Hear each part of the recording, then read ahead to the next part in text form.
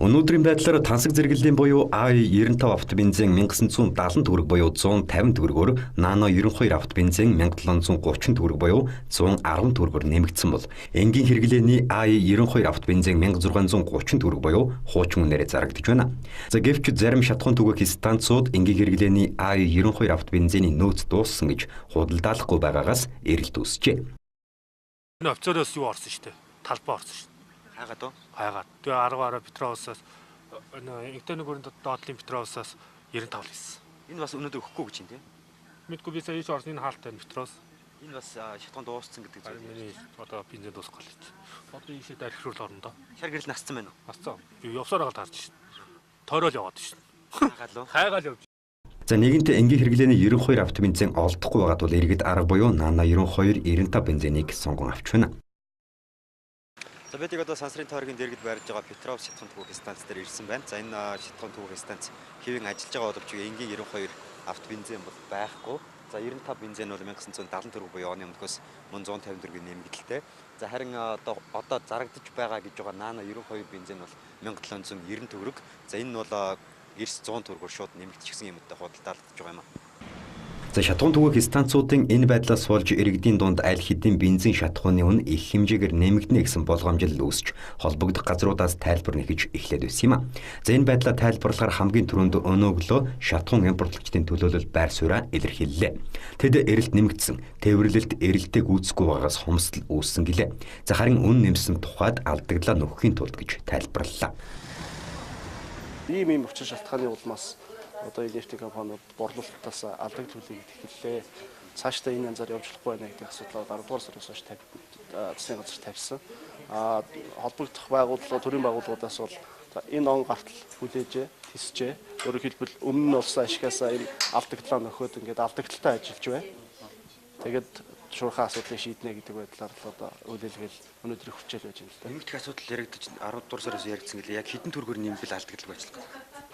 Одоо энэ импортинг компаниуд бол литр тутамд шатхууныхаа төрлөөс хамаарат 250-аас 300 төгрөгийн алдагдaltaй байна гэж байна. Тэгэхээр өөрөөр хэлбэл хэрвээ төрийн зүгээс одоо ямар нэг бодлогын зохицуулт хийхгүй бол энэ хэмжээний одоо өмнө өсөлтийн асуудал яригдана те. Тэгэхдээ төр өөрөө эндээ зохицуултаа хийх юм бол энэ онцгой татвараа эргэн харах юм бол би сая хэлсэн. Онцгой татвар чи өөрөө 180-210 төгрөг явж шүү дээ те. Тэгтэл та өчигдрийн бас яг нөхцөл байдлыг харсан. Манай шатхуун түгээх станц дээрх ачааллууд огцом нэмэгдэж байгаа. Тэгэхээр бидний одоо таамаглаж байгаа нөөц хоног тэдний чинээгээр 2-3 дахин наашилна. Тэгэхээр бид гадаад татаа авалт хийхин тулд ашигтай үнэтэй байж иж цаанаа бид татаа авалт хийх мөнгө гаргах учиртай шүү дээ энэ компани. Гэтэл бид нэр одоо гадаад засаг хаалга хийх одоо чадамжгүй болчих эдийн засаг. Тэгэхээр бид нэр татаа авах мөнгө одоо хомос байна, татаа авалт багасна. Тэгэхээр цаашдаа бас зах зээл бас нэг юм хомсдол, тасалдал үүсэх гэсэн бас болгоомжтой байна. Бид нар бас энэ салбарын нэлээд томоохон байр суурь эзлэх компанийн хувьд бол энэ тухайгаач бид нар засгийн газарт хэлээд байгаа. Ер нь бол ийм байдал цаашдаа харагдаад байна. Өнгөрсөн оны 7-11-р сард шатхууны онцгой албан татвар литр тутамд 180-аас 210 төгрөгөөр нэмэгдсэн. Сүүлийн 2 жилд ам долларын ханш 415 төгрөгөөр чангарсан. Олон улсын зах зээл дээрх шатхууны ханш тонн тутамдаа 110-аас 150 төгрөгөөр нэмэгдсэн зэрэгс болж алдагдал хүлээж байгаа. Тиймээс 92-95 бензиний үнийг 110-аас 150 төгрөгөөр нэмсэн. За цаашид төр онцгой албан татварын нэмэгдлээ буцаахгүй бол өргөн хэрэглээний шатхууныхаа үнийг 250-аас 300 төгрөгөөр нэмэхээс өөр аргагүй гэдэг тайлбарыг өгч байна. За шатхуун импортлагчид ийм зүйл ярьж байгаа бол уулуурхай хүнд үйлдвэрийн дэд сайдаар ахлуулсан шатхууны үнийн бодлогын зөвлөлгөгчөөс шатхуун импортлагчдын энэ тайлбар үндэслэлтэй эсхийг хянах ажлын хэсэг ажиллаж байгаа. За дүгнэлт гарсны дараа шийдвэрээ гаргана. Тэр хүртэл шатхууны үнэнд санаа зовох хэрэггүй гэж тайвшрууллаа. Ер нь бол нөөц бол байгаа. Нөөц бол өнөөдөр одоо нэг сарын нөөцтэй явж байгаа. Тийм болохоор мэдээж одоо бид нар бас талаас ярьж байна. Энэ бензиний үнэтэй холбоотой асуудлыг энэ ажлын хэсгийн шалгалтын дүнгийн дараа тодорхой ярина. Үүний дараа зөвлөл хуралдана. Тэгээд энэ дээр ярих болно. За уулуурхайн дэд сайдын хүү үн нэмэгдэхгүй бид шалгаж судалж байгаа гэж өнөөгдөхөн мэдэгдээд сууж байх хооронд импортлагчид үнэ нэмж харин өгсөн хувилдаж үнэ нэмсэн эсхийг хянах ёстой шудраг хөрсөлтөөн хэрэглэгчийн төлөө газар шатхуун импортлагчид үнэ нэмсэнд үнэлэлгүй гэж үзэн тэдэнд хэрэг үсгээр прокурорт хандсан гэж мэдэгдлээ. Яагаад одоо хариуцлага асуудал ярьж байгаа гэхээр нэгдүгээр бид нар бол одоо суурьчилсан арга хэмжээ бүгдийг хангалттай авсан. Үнээ бууруулж, үнээ битгий нэмээж, хязгаарлалт битгий хийгээч гэдэг байдлыг бүгдийг нь анхаарсан. Яагаад бид нар тэгсэн хэр зэрэг энэ засгийн газрын шийдвэрээр байгуулагдсан үнийн зөвлөлөж уулуурах хүнд үйлдвэр яам дээр байж байгаа. Энэ үнийн зөвлөлтөөр хоролдоод одоо нөхцөл байдлыг тодруулъя, ажлын хэсэг гаргаж шалгая. Энэ шалгалтын дүн мэдээ гарч үнийн зөвлөл хоролдтол үнээ битгий нэмэж хязгаарлалт битгий хийгээр гэсэн шийдвэр гаргасан шүү дээ.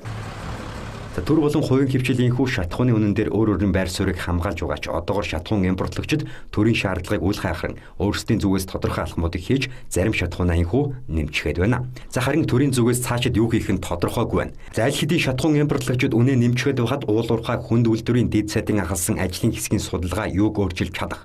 За мөн шатхуун импортлогчид зарга үсгээд зарга авч чадаж байсан удаагүй шудраг өрсөлдөөн хэрэглэгчийн төлөө газрын прокурор хандсан хүсэлтээс ямар үр дүн гарах нь ойлгомжгүй байна.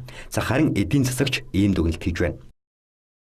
Үнэхээр гарцаагүй нөхцөл байдалд хүрсэн бол бид төрийн зохицуулалтаар энэ удаад аргалахаас өөр аргагүй гэж би өвдөө харж байна.